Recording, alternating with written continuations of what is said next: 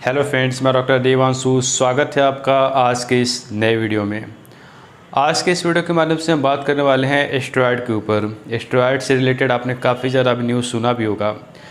तो इस वीडियो के माध्यम से मैं काफ़ी एक बेसिक लेवल से उसका एक इजी एक्सप्लेनेशन करूँगा कि आखिर है क्या स्टेरॉयड, उसके यूज़ क्या हैं और उसके साइड इफ़ेक्ट क्या हैं, और होम्योपैथी में क्या रोल है। अगर इसके इफ़ेक्ट को ख़त्म करना है तो होम्योपैथी इस कंडीशन में कारगर साबित होगी या नहीं, उस पर भी हम लास्ट के पार्ट में बात करने वाले हैं। तो ये वीडियो भी काफ़ी ज़्यादा खास होने वाला है। इस वीडियो को आप अंत तक ज़रूर देखें, और अगर आपने अभी तक इस चैनल को सब्सक्राइब नहीं किया है तो पहले इस चैनल को सब्सक्राइब कर लें और बेल आइकन क्लिक ज़रूर करें, ताकि मैं जो भी इस तरह की वीडियो बनाऊँ उसकी नोटिफिकेशन आपके पास आते रहे। तो चलिए इस वीडियो को स्टार्ट करते हैं। स्टेरॉयड एक तरह का केमिकल इसको बोल सकते हैं, एक हार्मोन बोल सकते हैं, और ये हमारे बॉडी का सबसे एक इम्पॉर्टेंट पार्ट बोल सकते हैं इसको। ये केमिकल, ये हार्मोन करते क्या है कि हमारे बॉडी के जितने सेल होते हैं, जितनी टिश्यू होती है या जितने ऑर्गन होते हैं, हर एक के फंक्शन को सही रूप से चलाने में ये काफ़ी ज़्यादा हेल्प करते हैं। बोल सकते हैं कि उसके जॉब को प्रॉपर वे में कराने के लिए इन स्टेरॉयड का, जो कि नेचुरली हमारे बॉडी में प्रोड्यूस होते हैं, उसका काफ़ी अहम रोल देखने को मिलता है।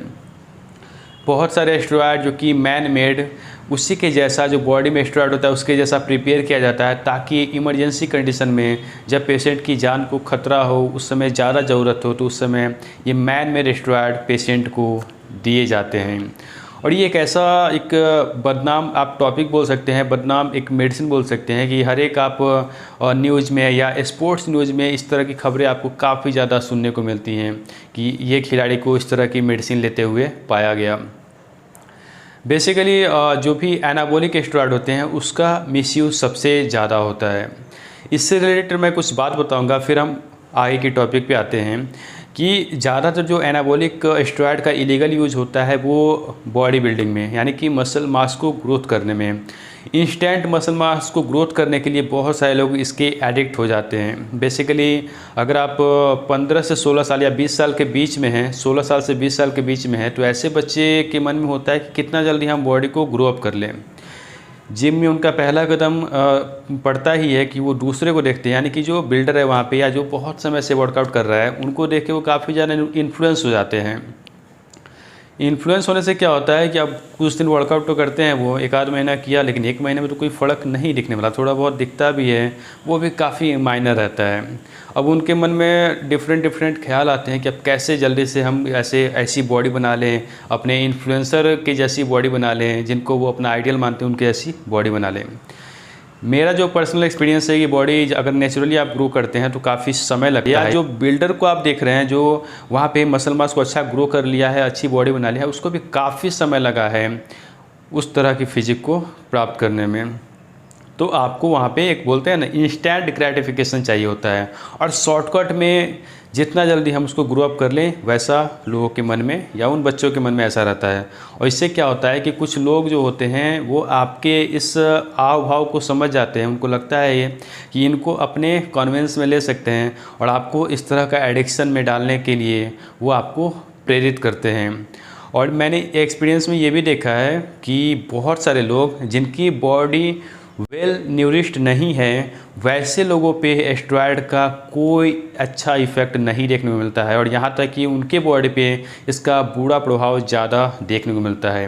तो ये बात आप ध्यान में रख लें कि अगर आपकी बॉडी वेल न्यूरिश्ड नहीं है तो आपकी बॉडी पे स्टेरॉयड का पॉजिटिव इफेक्ट तो आने वाला नहीं है, उसका जो निगेटिव इफेक्ट होता है आप पे वो डबल आने वाला है।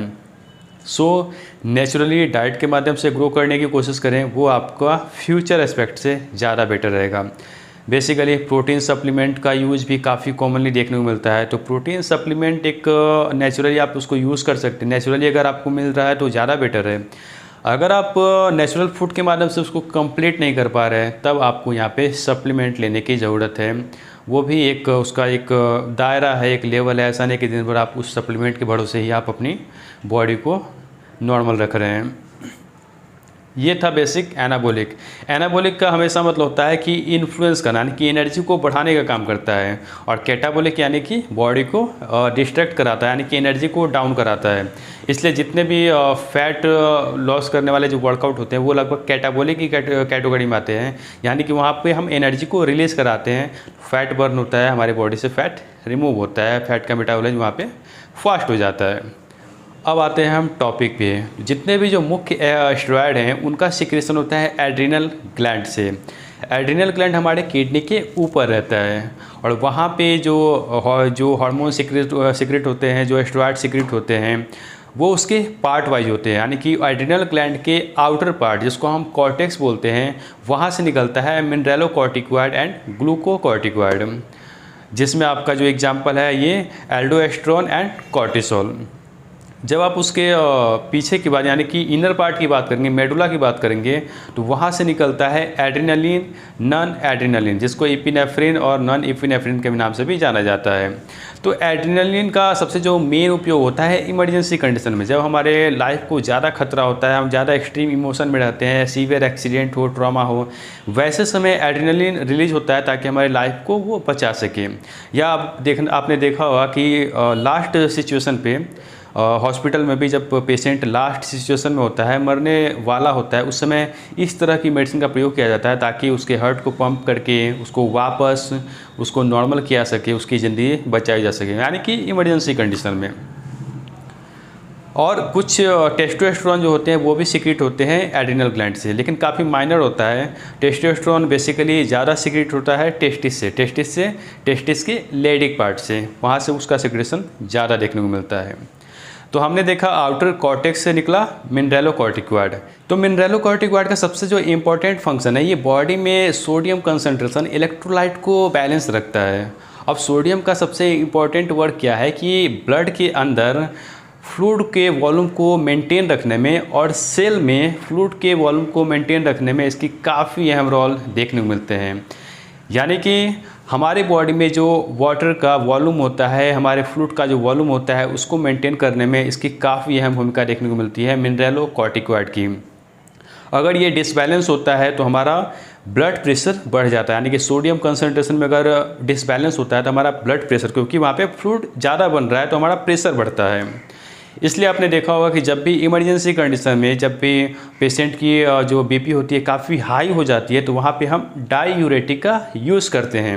डाईयूरेटिक करता क्या है कि यूरिन के माध्यम से सोडियम को बाहर निकाल देता है, और बॉडी में अगर सोडियम नहीं रहेगा, कम हो जाएगा, यानी कि नॉर्मल हो जाएगा, तो वाटर को अपनी तरफ एब्जॉर्ब नहीं करेगा और प्रेशर यहाँ पे नॉर्मल हो जाएंगे। और जब ये कम हो जाता है, यानी कि अगर सोडियम का लेवल कम हो जाता है, तो यहाँ पे किडनी वर्क करता है, उसको फिर से सोडियम के लेवल को नॉर्मल रखने में ये हेल्प करता है। तो मिनरेलोकॉर्टिकॉइड का मेनली ये फंक्शन है, ये सोडियम कंसंट्रेशन एंड इलेक्ट्रोलाइट को बैलेंस करता है। दूसरा आता है ये हमारा ग्लूकोकॉर्टिकॉइड। ग्लूकोकॉर्टिकॉइड का सबसे जो इम्पोर्टेंट रोल है, इसको आप कॉर्टिकोस्टेरॉइड ही बोल सकते हैं, इसका इम्पोर्टेंट जो फंक्शन है, ये मेटाबॉलिज्म में काफ़ी ज़्यादा हेल्प करता है। कार्बोहाइड्रेट, जितने मैक्रोन्यूट्रिएंट है, कार्बोहाइड्रेट, प्रोटीन, फैट, इसके मेटाबॉलिज्म में इसकी काफ़ी अहम भूमिका देखने को मिलती है। मेटाबॉलिज्म का मतलब होता है कि फूड को एनर्जी में कन्वर्ट करने का प्रोसेस।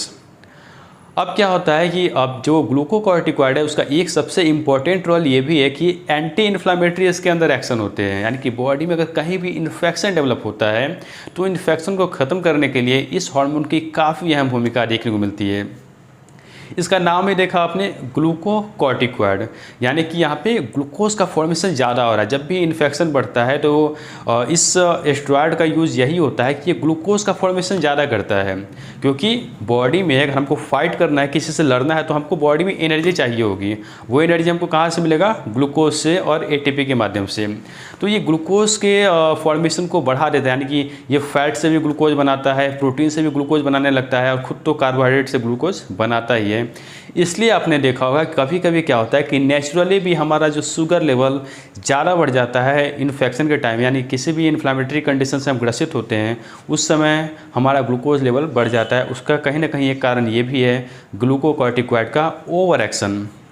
क्योंकि बॉडी का सबसे एक आप बोल सकते हैं कि निगेटिव पॉइंट है कि बॉडी ये नहीं समझता कि हमको किस हद तक काम करना है। ये मतलब इतना सिक्रेशन करने के बाद इसको रोक देना है, ये कभी कभी बॉडी इसमें कंफ्यूज हो जाता है। इसके कारण इस तरह की प्रॉब्लम देखने को मिलती है। अब बात करेंगे इसके साइड इफ़ेक्ट की, तो साइड इफ़ेक्ट में सबसे जो मेजर है डायबिटीज़, जो आपने आजकल काफ़ी ज़्यादा सुना होगा। और डायबिटीज़ का कारण यही है कि जो एस्टेरॉयड हम मैन मेड बॉडी को दे रहे हैं वो ग्लूकोज का फॉर्मेशन कर रहा है और उसकी ज़रूरत बॉडी को उतनी नहीं है, लेकिन वो ओवरडोज में जा रहा है। तो यहाँ पे ग्लूकोज ज़्यादा बनेगा तो वाजिब बात है कि हम डायबिटीज़ जैसी प्रॉब्लम से ग्रसित हो जाएंगे। हो सकता है कि एक्यूट कुछ समय रहने के बाद ये नॉर्मल हो जाए, और ये भी हो सकता है कि ये लंबे समय तक आपको परेशान कर दे। अब बात करते हैं ग्लूकोकॉर्टिकॉइड का अगर शॉर्ट पीरियड में इसका क्या इफ़ेक्ट है, यानी कि कुछ समय अगर यूज़ किया जाए तो इसके क्या क्या साइड इफ़ेक्ट हमारी बॉडी पे आते हैं। सबसे जो पहला ही है, वेट गेन होने लगता है, चेहरे पे सूजन आने लगती है, मूड स्विंग की समस्या काफ़ी कॉमनली देखने को मिलती है, यूजुअल हेयर ग्रोथ देखने को मिलता है बॉडी पार्ट पे, एक्ने की समस्या ये काफ़ी कॉमनली देखने को मिलती है। अगर लॉन्ग टर्म इसका यूज़ किया जाए तो ब्लड प्रेशर की समस्या भी, यानी कि ब्लड प्रेशर काफ़ी ज़्यादा हाई हो जाता है। यहाँ तक कि डायबिटीज़, जिसका मैंने कारण पहले ही बता दिया, डायबिटीज़ जैसी समस्या, और उसके अलावा ऑस्टियोपोरोसिस, यानी कि यहाँ पे हमारी बोन कमज़ोर होने लगती है, उसके टूटने के चांसेस बढ़ जाते हैं। स्लीप डिसऑर्डर, एक्ने, इस तरह की भी समस्या लॉन्ग टर्म इसका यूज़ करने से देखने को मिलता है। ये थे इसके साइड इफ़ेक्ट।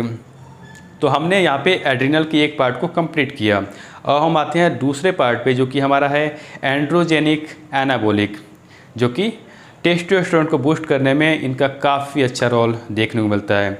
जितने जो एंड्रोजेनिक होते हैं उनका सबसे जो इम्पोर्टेंट रोल होता है कि प्यूबर्टी के टाइम में जो सेक्सुअल कैरेक्टरिस्टिक डेवलप होता है हमारी बॉडी में, उसमें इसका रोल काफ़ी ज़्यादा देखने को मिलता है एंड्रोजेनिक के। दूसरा आता है टेस्टोस्टेरोन। टेस्टोस्टेरोन का सबसे जो इम्पोर्टेंट रोल है मसल मास को बिल्ड करने में, और उसके साथ साथ प्रोटीन के प्रोडक्शन को बढ़ाने में। इसके अलावा इसके और फंक्शन को आपने देखा होगा कि ये एनर्जी भी बॉडी में बढ़ाता है, एक तरह से बूस्टअप का भी काम करता है टेस्टोस्टेरोन। और मसल मास के लिए तो वैसे भी ये एनाबॉलिक जो एस्टेरॉयड है काफ़ी ज़्यादा बदनाम है। इसका जो मैन मेड वर्जन है, यानी कि इसके जैसा जो एक हार्मोन तैयार किया जाता है, उसका यूज़ किया जाता है कब? जब प्यूबर्टी के टाइम में टेस्टोस्टेरोन का लेवल नॉर्मल से लो रहता है, यानी कि बॉडी का ग्रोथ प्रॉपर रूप से नहीं हो रहा होता है, वहाँ पे डॉक्टर इस हार्मोन का प्रयोग करते हैं ताकि वो उसका लेवल नॉर्मल आ सके और जो फर्दर ग्रोथ है वो नॉर्मल वहाँ पे शुरू हो सके। ये था नेचुरली। बट इलीगल यूज मैंने पहले ही बताया कि मसल मास को टिश्यू बिल्डिंग में इसका रोल काफ़ी देखने को मिलता है, और इलीगली इस कंडीशन में ही इसके सबसे ज़्यादा यूज भी देखने को मिलते हैं। फीमेल में भी आपने देखा होगा कि ओवरी के पार्ट से टेस्टोस्टेरोन का सिक्रेशन होता है, मेल में भी सबसे ज़्यादा सिक्रेशन आपके टेस्टिस से ही होता है। फीमेल में अगर इसका प्रोडक्शन अगर ज़्यादा होने लगे तो अनयूजुअल हेयर ग्रोथ सबसे कॉमनली देखने को मिलते हैं, और यहाँ तक कि ओवेरियन सिस्ट और मेंसेस डिसऑर्डर भी काफ़ी कॉमनली फीमेल में देखने को मिलता है। तो फीमेल में इसका प्रोडक्शन काफ़ी निम्न लेवल पे होता है, मेल में इसका प्रोडक्शन ज़्यादा होता है। जैसे कि मेल में एस्ट्रोजन ज़्यादा नहीं बनता, फीमेल में ज़्यादा बनता है, उसी तरह मेल में टेस्टोस्टेरोन ज़्यादा बनता है तो फीमेल में कम बनता है। जब इसके आप साइड इफ़ेक्ट की बात करेंगे तो अगर मैन मेड टेस्टोस्टेरोन का अगर बॉडी को इंजेक्ट किया जाए, दिया जाए, तो शॉर्ट टर्म में यहाँ पे देखने को मिलता है टेस्टिकुलर एट्रोफी, यानी कि टेस्टिस का साइज छोटा होने लगता है, और यहाँ तक कि स्पर्म काउंट भी कम होने लगते हैं, और इनफर्टिलिटी जैसी समस्या इस मैन मेड एस्टेरॉयड के कारण देखने को मिलती है। और सबसे इम्पॉर्टेंट पॉइंट गायनेकोमेस्टिया, यानी कि फीमेल जैसा ब्रेस्ट मेल में वैसा ग्रो होने लगता है। फीमेल में मैंने पहले ही बता दिया कि अगर फीमेल को इस तरह के एस्टेरॉयड अगर दिया जाए तो वहाँ पे अनयूजुअल हेयर ग्रोथ, बॉडी में कहीं भी हेयर ग्रोथ शुरू हो जाएगा जहाँ नहीं होना चाहिए। इसके अलावा ओवेरियन सिस्ट जैसी प्रॉब्लम, मेंसेस डिरेंजमेंट जैसी कॉमन प्रॉब्लम फीमेल में भी देखने को मिलता है।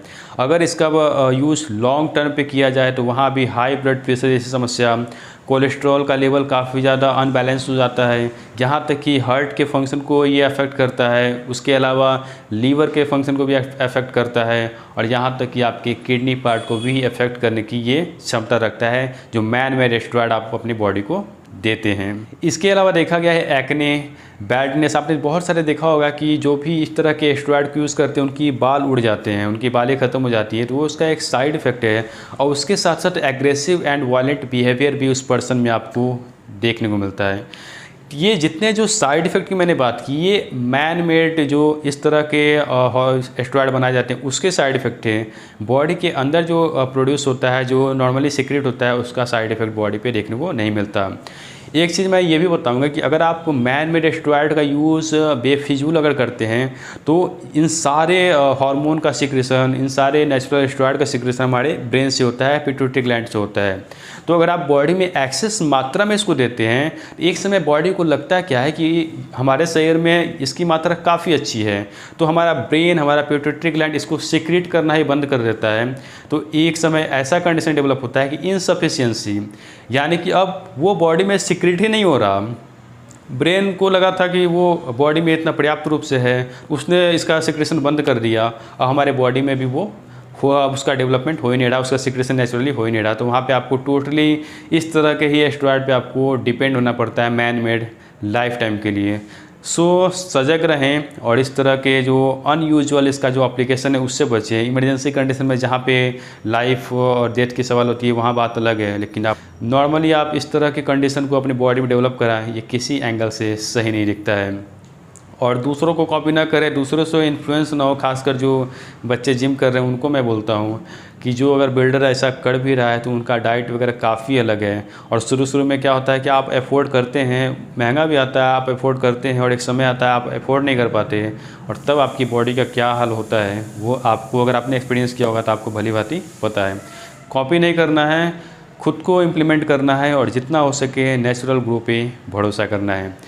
जब बात करते हैं होम्योपैथिक पॉइंट ऑफ व्यू से, तो होम्योपैथी में बहुत सारी ऐसी मेडिसिन है जो इस तरह के मेडिसिन के और इफ़ेक्ट को ख़त्म करने में काफ़ी कारगर साबित होती है। और इसके अलावा सिम्टोमेट्रिक ट्रीटमेंट, यानी कि जो भी प्रॉब्लम आपको डेवलप हो रहा है, जो भी सिम्टम आपकी बॉडी पे आ रहे हैं, उन सिम्टम को आधार बना के उसकी टोटलिटी को फॉर्म करके उसके आधार पे जो भी एक सिमिलर मेडिसिन होम्योपैथिक प्रिंसिपल के आधार पे अगर आपको दी जाएगी तो जो भी कॉम्प्लिकेशन आपकी बॉडी पे डेवलप हुआ है वो ख़त्म हो जाएगी। तो अगर ऐसा प्रॉब्लम आपको डेवलप हुआ है तो आप कहीं भी अपने नज़दीकी एक क्वालिफाइड डॉक्टर से ज़रूर मिलें, वो आपकी ज़रूर हेल्प करेंगे इस तरह के एडिक्शन को ख़त्म करने में भी, और इसके फर्दर जो कॉम्प्लिकेशन आपकी बॉडी पे डेवलप हो गया है उसको भी हटाने में। सो आई होप आपको ये वीडियो पसंद आया हो। अगर पसंद आया तो एक लाइक ज़रूर करें। मिलते हैं एक नए वीडियो में एक नए टॉपिक के साथ, तब तक के लिए बाय। अपना ध्यान रखें, खुश रहें, स्वस्थ रहें। जय हिंद, जय भारत, जय होम्योपैथ।